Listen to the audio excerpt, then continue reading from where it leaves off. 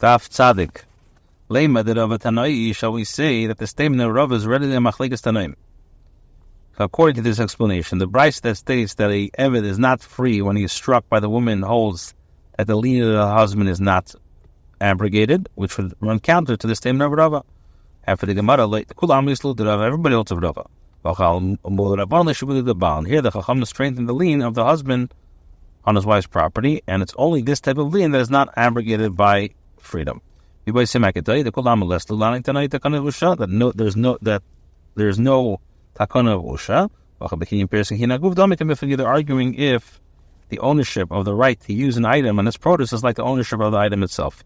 In this case, the husband enjoys the usage of the slave, while the wife owns the slave himself.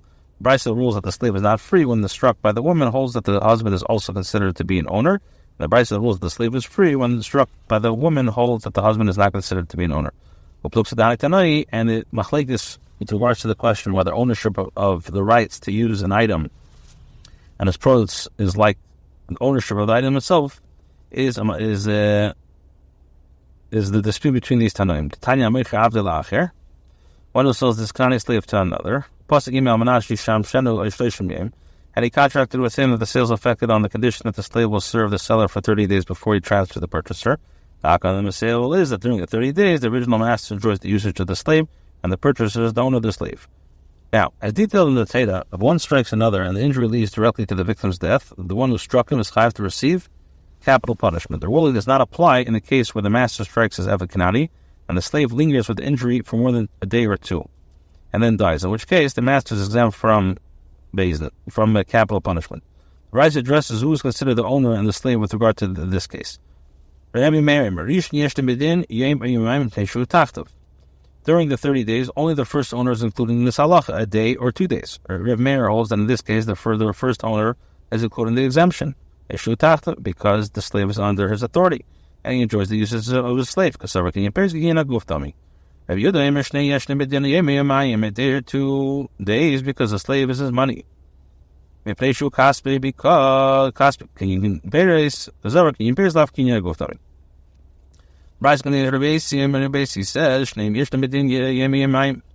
both of them are included in the halacha of a day or 2 days. This one, the first owner is included because the slave is under his authority. And the second owner is included because of the slave is his money. Now,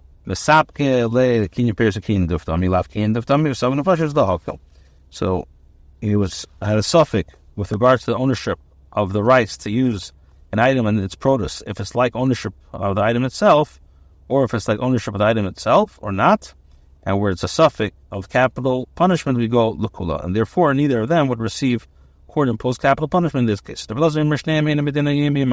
Belazar says that both of them are not included in the halacha of a day or 2 days, and both would receive imposed capital punishment. The second owner would be chayav to receive because the slave is not under his authority. And that one, the first owner would receive it because the slave is not his money. As there is that one is required both to own the slave himself and enjoy the usage of the slave to be included in the exemption. Amar Rabbi says, my time of the Rabbi. What's the reason of Rabbi? Amar Kraki Kaspiu. There it says for his money, Kaspiu Yuchalei. His money is still that is unique to him.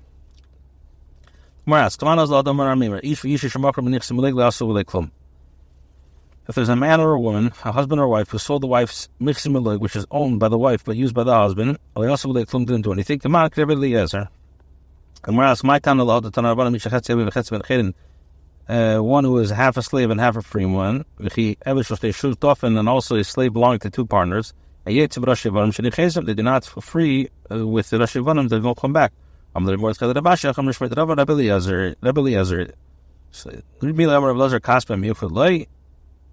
His money indicates a slave that is unique to him. So the Mishnah, one who strikes another, hits another person, the seller has to give him a seller.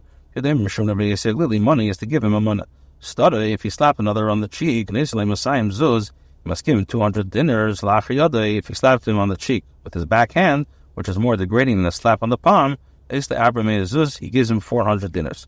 If he pulled his ear, pulled out his ear, rakak, or he spat on him, and his spittle reached him, or removed the other cloaks from him, uncover the head of the woman in the marketplace. In all these cases, he must give him, the injured party, 400 dinars. Zaklal, this is the general principle of assessing payment for humiliation caused by another. It's all evaluated in accordance with the honor of the one who humiliated. Even in regards to the poor amongst the Jewish people, are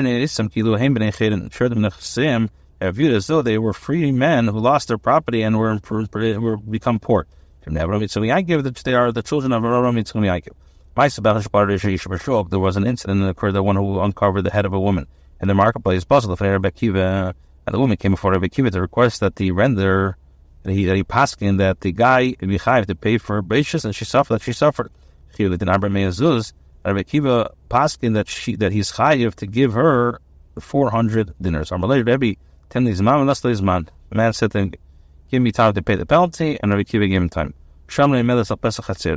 The man then waited for her until she was standing by the opening of the courtyard. And he broke the jug in front of her. There was a value of about the isser of oil, the jug. When the woman then exposed her own head, she was wetting her hand in the oil and placed her hand on her head to make use of the oil.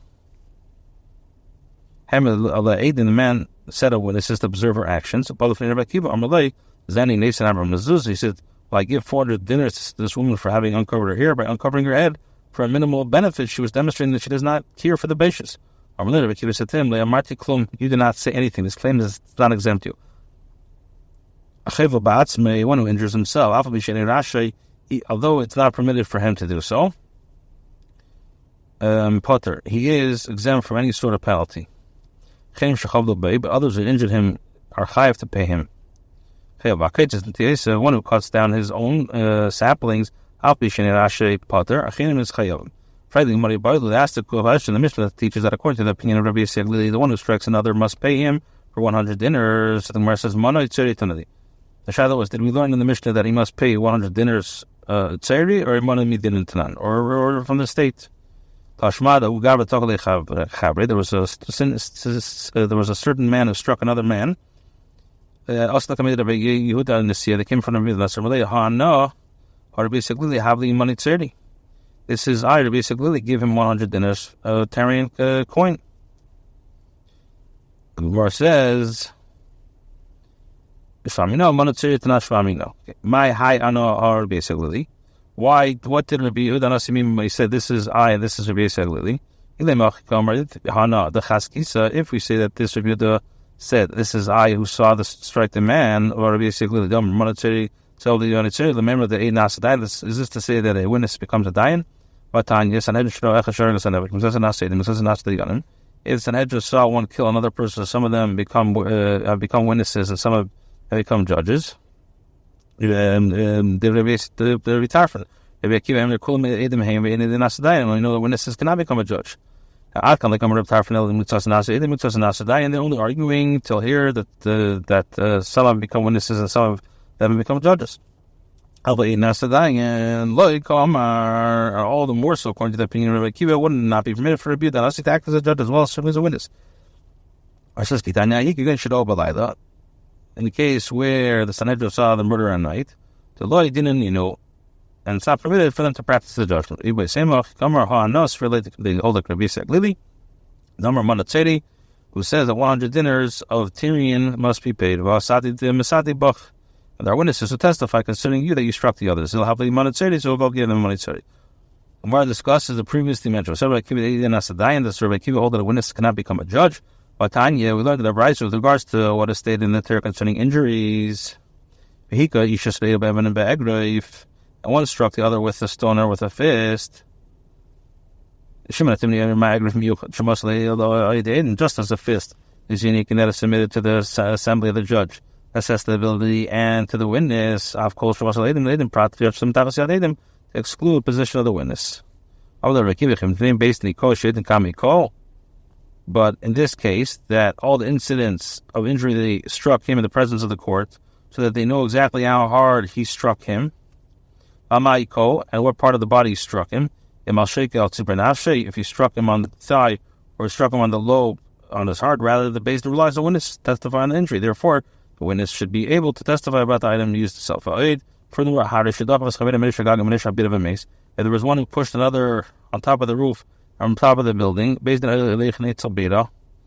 Beis Din goes to the building to inspect how high it is. Or does the building go to the court? Obviously neither. The Beis Din relies upon the testimony of the witnesses who state how tall the building was. Furthermore, if the building collapsed, must the Beis Din build in order to assess the site? The witness should then be able to testify about and the item used as well. So just as the unique that it's submitted to the witness is Shumas Leidim, Avkol Shumas Leidim. Exclude a case where the stone that injured left the position of the guy. Potter is Potter. Based in a kosher and kamiko, it's a say that the opinion and the Bryce of the witnesses cannot become a judge. So the answer that there's no proof as the opinion of Rabbi Akiva. Why? Because the dvar of Rabbi Shimon and Timni Gomer. They say this in accordance to the statement of Shimon Atamni, but less this relay, and but he himself does not hold accordingly. Tana about a shur tam shehemis v'hizik, a shur tam that killed a person and hizik and damage. The Beis Din judges in the case of capital law, and the ox is killed, and the Beis Din does not judge in the case of monetary law, despite the damage that is caused. If a mu'ed killed, so we do judge dinim mamis for case of danis din nefashis. Kodmul done in the nefashis, but if he proceeded and judged in the case of din nefashis, in case of done dinim mamis. And if they proceeded and judged in the case of the capital law, what's the halacha? Let them go back and judge it also in the case of monetary law. Amar Rava says, I found the sages of the school of Rav, the Yosef Karma, they were sitting and saying, that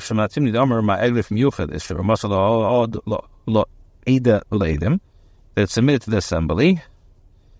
The judges assesses the ability to injure and to the witness.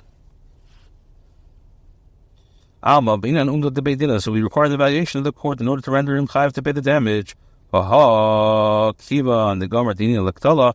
with regard to this ox that killed, once the verdict was given that he'd be put to death, we do not delay his judgment. And I said to the said to the Chacham of the school, we're dealing with a case where the owner of the ox fled in the Beis Din cannot judge this case in the absence. It cannot render him chayav to pay the damage. If the price is discussing a case where the owner fled, then in the case where they did not yet judge it as the case of din nefashis, how does the Beis Din judge in the case of monetary law without the owner of the ox being present? Our answer is the kabel sadi barach. The price is discussing a case where the Beis Din accept the testimony of the witness in the presence of the owner and subsequently where does where are the damages paid? They're paid from plowing.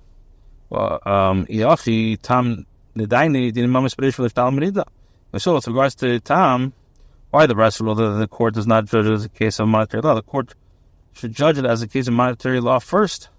This